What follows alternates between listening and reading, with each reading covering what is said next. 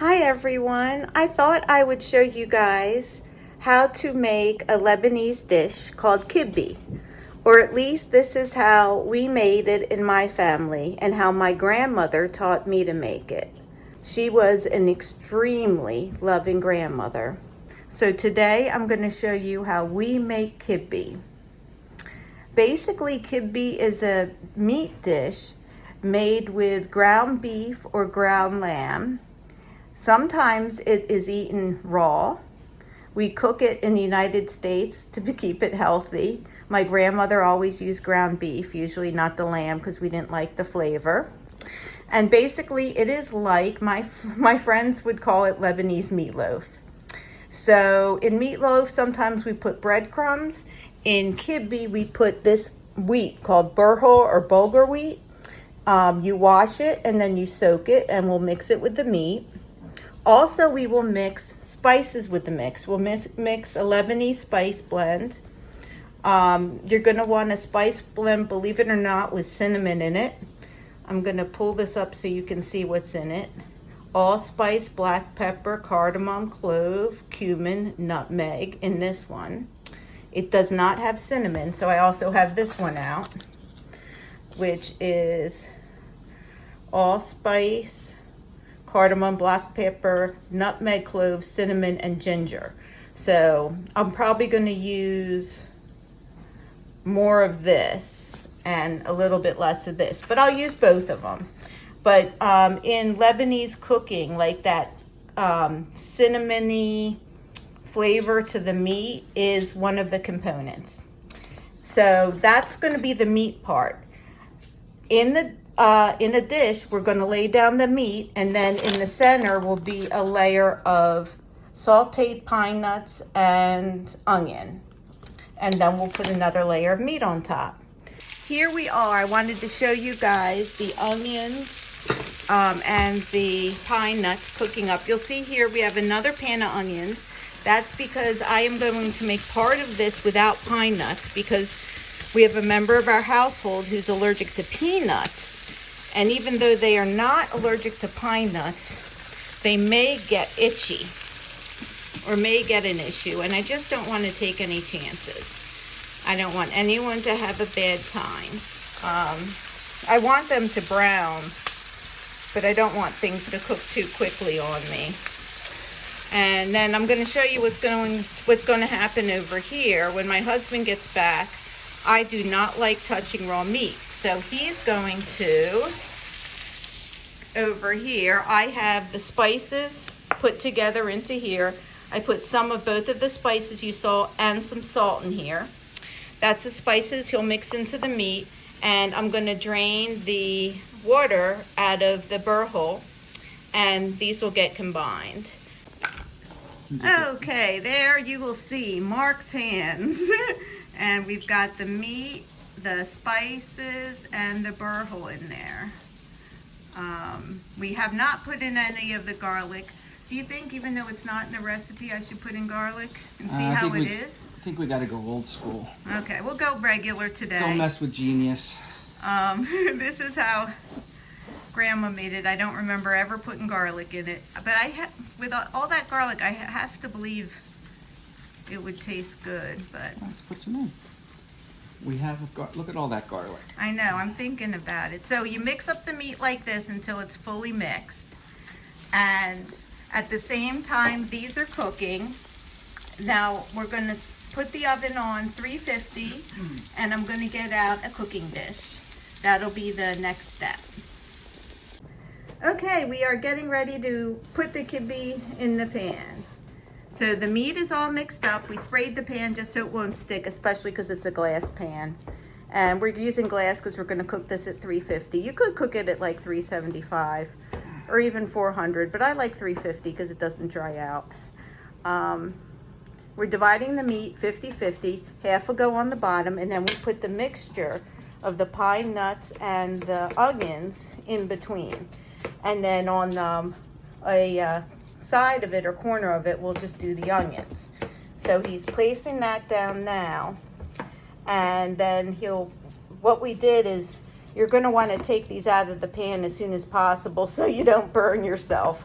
when putting this layer in. So then I'll start sprinkling this layer in when he's done. And then you'll see how you sort of have to like make like pancakes out of the meat and put it on top. So we're going to keep this all down at this end. And I'm going to put this stuff down at this end. Oh, I'm not on. Sorry. Maybe he'll be able to edit that out. But if not, thank you, Mark, for reminding me. So we're doing that, and we'll just spread it around a little bit. I got a lot of pine nuts in one spot there, Mark. You might want to fix that for me. You got a lot of pine nuts. Yeah. Because it's only going on 2/3. I know. I didn't figure out the amount of pine nuts. That's right. She well, won't you eat know, that she much. doesn't eat that much. Maybe we can move it down to about here with the I just pine don't want any nuts. pine nuts to get to her, so there's going to be There's a a little... pine nut there, I think. All right, don't touch the raw meat. What are you doing? Let me get my finger washed. Just like move the camera away and forget I'm filming. All right. Okay, there we go. And when you put the Now- meat on top, you can make a demarcation. Now what you do is you sort of, my grandma would do this. She would make sort of like patties like that, and then you lay them on top to make the top cover. And that's how you make the top cover. Then once you put the top cover on, you put a particular design in the meat that we would always do, and it would be diamonds. So after this, we'll take a knife and we'll go diagonal in each direction and cut through the whole thing in each direction to make the diagonal segments. They look like diamonds in the meat, almost like the same shape as the baklava. That's what the meat, we will cut it into that shape, and then it'll go into the oven until it's cooked. And this is kibbeh, or Lebanese meatloaf. So I'm going to just film Mark finishing this up. It's like fondant. And then scoring it, and then we will come back when it's out of the oven, and we can show you how it comes out. And then do your diagonals. You can go all the way down with the knife through, and